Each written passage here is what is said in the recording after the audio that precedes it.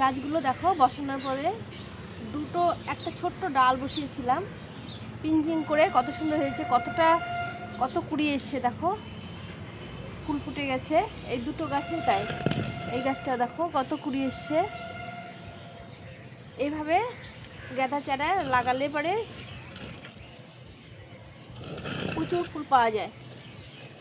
এটা 12 মাস ধরে। যখন ফুলটা হয়ে যাবে তখন এখান থেকে ডাল কেটে এই ডালটা বসিয়ে দিব আর ফুলটা নিয়ে নেব, তাহলে আরও ঝোপালো হবে। একটু গাছের খাবার দিতে হবে। এইভাবে আমি গাঁদা গাছগুলো করছি। হ্যালো বন্ধুরা, তোমরা কেমন আছো? আশা করছি ভালো আছো।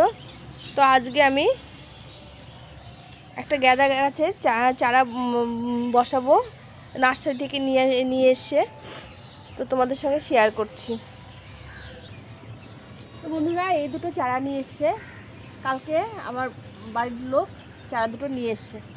দেখো একদম ল্যাল ল্যাল করছে, একদম লম্বা হয়ে গেছে, খুব লম্বা হয়ে গেছে। তো এই গাছটা আজকে রিপোর্ট করব। এই একটা আর এই একটা, দুটো গাছ নিয়ে এসছে। গাছগুলো আজকে রিপোর্ট করব। ফুল আছে কিন্তু গাছগুলো গ্রোথ নেই, একদম লম্বা হয়ে গেছে। তো গাছ দুটো আজকে তোমাদের সঙ্গে শেয়ার করলাম।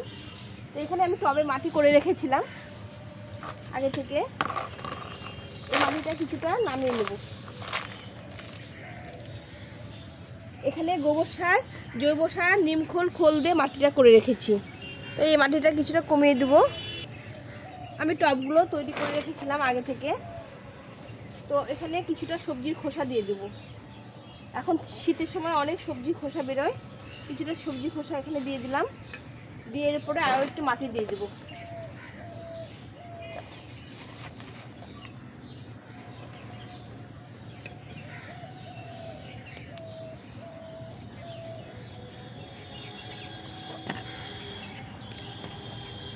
মাটিটা একটু চেপে চেপে দিতে হবে, এই সবজির খোসাগুলো আস্তে আস্তে সার হয়ে যাবে।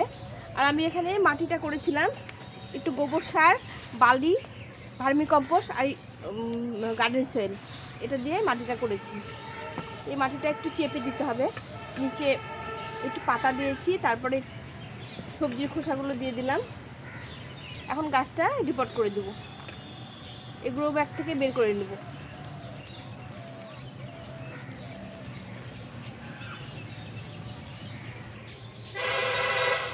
বের করে নিয়েছি, এখন আমি এটা খুব চেপে চেপে বসিয়ে দেবো।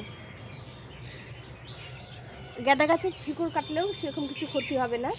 তো আমি এটা কিছুটা মাটি ছাড়িয়ে নিয়ে এইভাবে বসিয়ে দেবো, এইভাবে করে সুন্দর করে বসিয়ে দেবো। এই গাছটা আমি 12 মাস, এটা 12 মাস ফুল ধরে। তো আমি 12 মাস ফুল ধরানোর চেষ্টা করব।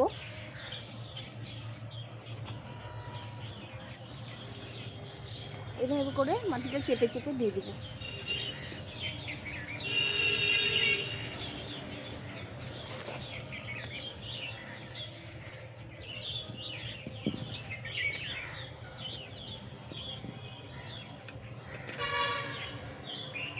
এভাবে চেপে চেপে দিয়ে দেবো।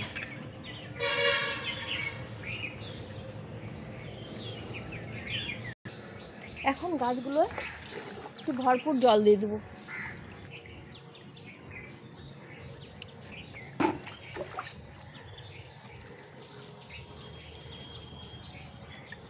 দেওয়ার পর বন্ধুরা, এই গাছের ফুলগুলো কেটে নেব।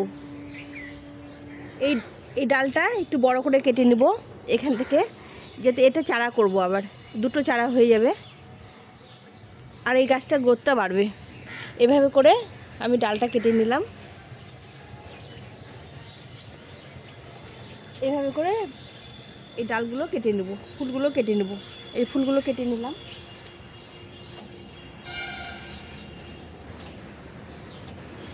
আর গাছটাকে একটু ছোট করে দেবো, খুব লম্বা আছে, এরকম ছোট ছোট করে দেবো।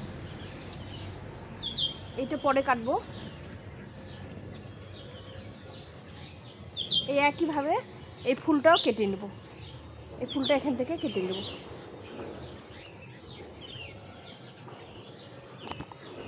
এই ফুলটাও এখান থেকে কেটে নেব।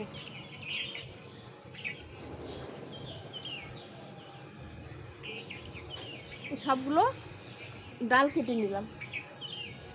এখন এই গাছটা আস্তে আস্তে সুন্দর গ্রোথ হবে।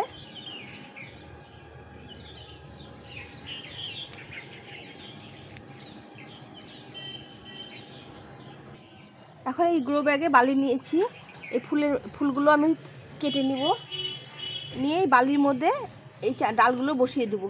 তাহলে কি হবে, আবার নতুন করে চারা তৈরি হবে। এইভাবে করে ফুলগুলো কেটে নিয়ে আমি এই গ্রো ব্যাগের মধ্যে এইভাবে বসিয়ে দেবো।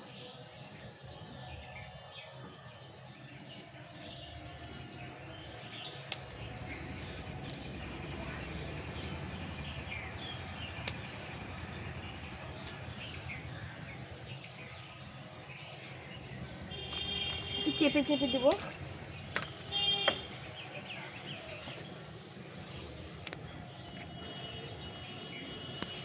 তার আগে আমি একটু অ্যালোভেরা নেব, এরকম করে অ্যালোভেরা কেটে নেব।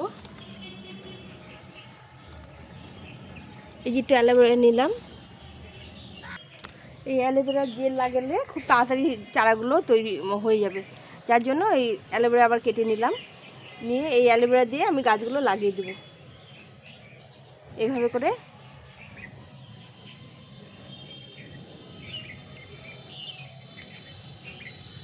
এইভাবে করে গ্রো ব্যাগে লাগিয়ে দিলাম। এখন জল দিয়ে এটাকে ঠান্ডা জায়গায় রেখে দেবো। এই গাছগুলো আবার নতুন করে তৈরি হয়ে যাবে। তো এইভাবে গাঁদা ফুলের চারা তোমরা খুব সহজেই চারা করতে পারো, ডাল কেটে কেটে। একটা গাছ থেকে আমি কতগুলো গাছ তৈরি করলাম। তো তোমাদের ভিডিওটা যদি ভালো লেগে থাকে তাহলে অবশ্যই দেখবে, আর লাইক শেয়ার সাবস্ক্রাইব করে পাশে থেকো বন্ধুরা। তো কেমন লাগলো অবশ্যই কমেন্ট করে জানিও।